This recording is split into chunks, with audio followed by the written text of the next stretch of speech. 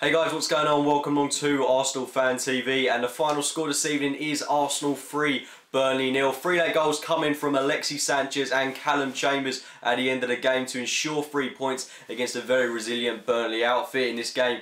And I thought Burnley, in all fairness to them, I thought they played really well this afternoon. I thought they put in a much more resilient display than I was expecting from them. I thought they defended very well. But then again, on the other hand, for about 60-70 minutes of that game, I thought that performance from Arsenal especially resembled the kind of game we had against Sunderland and against Anderlecht in previous weeks. I thought it was very lacklustre, I'd say it was unambitious in a sense, because we look like we lack a driving force, and I think that really stems the fact that we're playing this Ramsey and Arteta pivot in midfield, which, you know, is good in a defensive situation. Maybe it would be good when we're defending against a team there's lots of pacey strikers going for them up top. But in a game when you're playing Burnley at home, you would expect us to be putting a bit more impetus into the midfield with someone like Aaron Ramsey, who was on the bench today. I thought bringing Ramsey on in the second half, even though he didn't play particularly well today, I thought when he came on, I thought he changed the whole dynamic of the game. I thought we looked a lot more open, a lot more expansive, a lot of players moved into different positions, and we looked a lot more creative going forward. Whereas Flowering Arteta,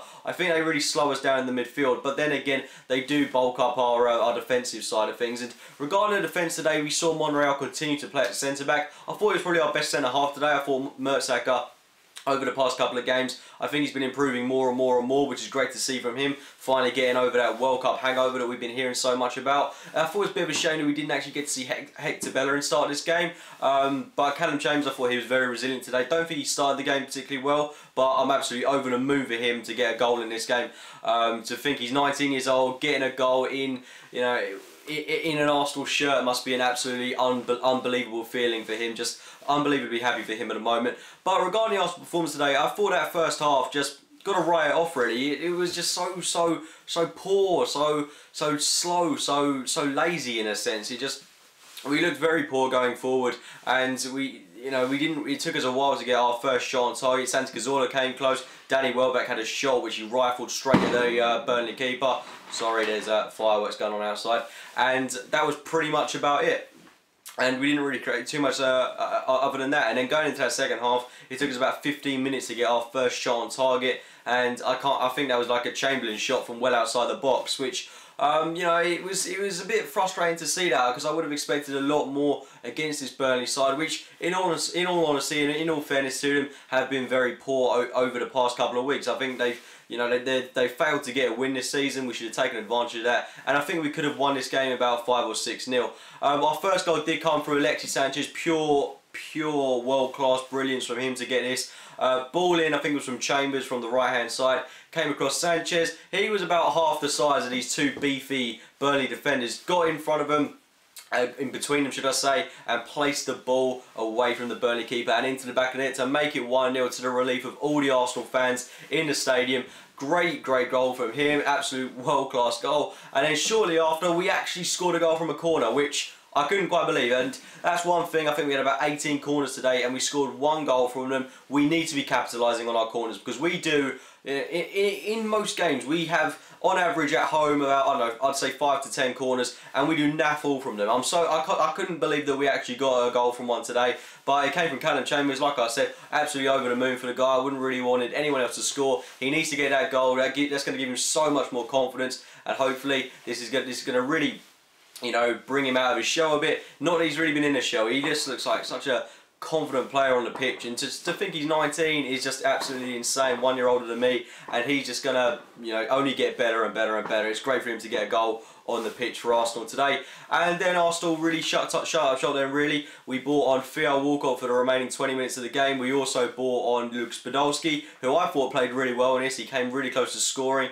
I think he had one shot which he aimed straight at keeper, and another which hit a crossbar. He looked venomous today. I think he's got every right to say that he should be starting that Anderlecht game. I'd like to see him start that game as well. And Theo Walcott got a bit of time on the pitch, and I thought he didn't really look like he'd been gone for 10 months. You wouldn't have thought it. He looked so lively, so pacey, had a good chance to score as well, was involved in our movement going forward, and it's just absolutely phenomenal to have him back in the team. To think and he seemed to combine really well with Alexis Sanchez as well, so that's something that I'm really looking forward to seeing more and more of as well today. And the third goal coming in stoppage time as well from Alexis Sanchez, just I didn't realise how good this goal was until I saw it on the replay. Initially it looked like a bit of a tapping, but I think the ball came in from, I think it was Kieran Gibbs coming in on the left-hand side, crossed it into Alexis Sanchez. Then it looked like he rifled it in the back of the net, but there was a lot more to it. He took it around the defender, then placed it beyond the keeper to make it 3-0 in stoppage time, and a fantastic goal for him. And I think, I think that's 10 goals in 16 games for him, and considering he's not even an out-and-out striker, that is a fantastic record for him. I think we've just got to appreciate the player that we've got in our hands at the moment. Alexis Sanchez is just a world-class talent that we've got, and I think we're just so lucky to have him in the team. And maybe, maybe I'm exaggerating a little bit at the moment. Maybe it's just spur-of-the-moment thing, but I honestly think he's one of the most joyous players I've ever watched live at the Emirates Stadium.